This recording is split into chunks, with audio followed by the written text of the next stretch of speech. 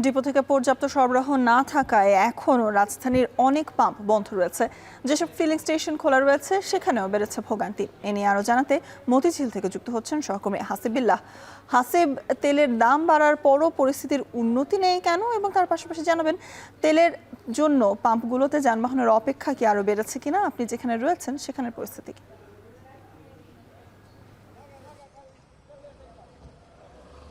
স্বর্ণা, বিভিন্ন পাম্প ঘুরে দেখেছি যে অপেক্ষা তো বরাবরের মতোই এবং তুলনামূলকভাবে বেড়েছে বলা যায়। এবং আমি যে ফিলিং স্টেশনে দাঁড়িয়ে রয়েছি এখানে সকাল থেকেই অনেক মোটরসাইকেল চালক এবং ব্যক্তিগত গাড়ির চালকরা অকটেন নেওয়ার জন্য অপেক্ষা ছিলেন।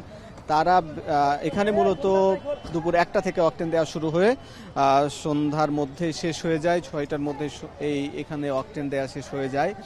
এবং তারপরে অনেকেই আসলে দাঁড়িয়েছিলেন কয়েক ঘন্টা করে, যারা কয়েকশো মোটরসাইকেল চালক তারা কিন্তু ফিরে যান।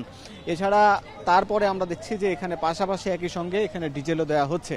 এখানে এই ফিলিং স্টেশনে এখন মূলত ডিজেল বাহিত যেসব পরিবহন রয়েছে, ট্রাক, বাস, লরি, ভারী যে সব যানবাহন, সেগুলোতেই চালকরা ডিজেল সংগ্রহ করছেন। তবে এখানে দেখা যাচ্ছে যে সকাল থেকেই আমরা দেখেছি যে ডিজেলের ক্ষেত্রেও কিন্তু এর আগে ডিজেলের ভিড় তেমন একটা ছিল না, কিন্তু যত দিন যাচ্ছে সেখানে দেখা যাচ্ছে ডিজেলেরও কিন্তু অনেক ভিড় রয়েছে।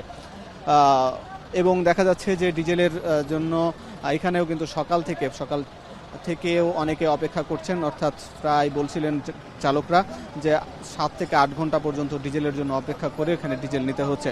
এখানে বিভিন্ন কয়েকটি পাম্পে ঘুরেছি এবং কয়েকটি পাম্পের আমরা দেখলাম যে যারা সময় পার হয়ে গেছে তারপরে তাদেরকে আর তেল দেওয়া হয়নি।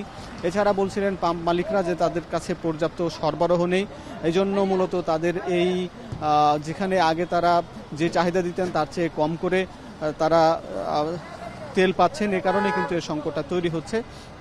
তবে গ্রাহকদের মধ্যে আমরা দেখেছি যে তারা বলছিলেন যে তেলের দাম বাড়ানো হয়েছে, এটি তাদের যেমন ভোগান্তি হচ্ছে, কিন্তু তারপরেও যদি তারা সিরিয়ালে দীর্ঘক্ষণ না দাঁড়িয়েও যদি তেল পান তাহলে তাদের জন্য সুবিধা হয়, কিন্তু সেটিও হচ্ছে না। একই সঙ্গে দাঁড়িয়ে তেল দিতে, অনেকক্ষণ ধরে দাঁড়িয়ে তেল নিতে হচ্ছে, পাশাপাশি বেশি দাম দিয়েও তেল নিতে হচ্ছে। তবে এই সংকট যে কখন কাটবে এ নিয়ে কিন্তু তারা নিশ্চিত নয়, এজন্য তারা কিছুটা হতাশও। তবে একটি বিষয় যে আমরা জানতে পেরেছি যে সেখানে দেখা গেছে যে অনেকেই লাইন ছাড়া অনেকেই যারা তেল নিচ্ছিলেন, এই জন্য কিন্তু চালকদের মধ্যে একটি প্রতিবাদ দেখা গিয়েছে বা ক্ষোভ দেখা গেছে। এজন্য কিন্তু যে ফুয়েল পাসের যে উদ্যোগটা নেওয়া হয়েছিল সেটি বিভিন্ন পাম্পে সেটির উদ্যোগ নেওয়া হয়েছে, পরীক্ষামূলকভাবে চালু হয়েছে। আবার সন্ধ্যার সময় দেখা গেছে ফুয়েল পাস সেটি সার্ভার সমস্যার কারণে সেটি কিন্তু কিছুক্ষণ বন্ধ ছিল। ফুয়েল পাস যাদের কাছে আছে তারা 1000 টাকার তেল পেয়েছেন এবং যাদের কাছে ফুয়েল পাস নাই তারা 500 টাকার তেল পেয়েছেন। শোনা, এই ছিল মূলত রাজধানীর ফিলিং স্টেশনগুলোর সার্বিক পরিস্থিতি। সহকর্মী হাসিবুল্লাহ জানাচ্ছিলেন জ্বালানি সংকট নিয়ে পাম্প থেকে সব শেষ।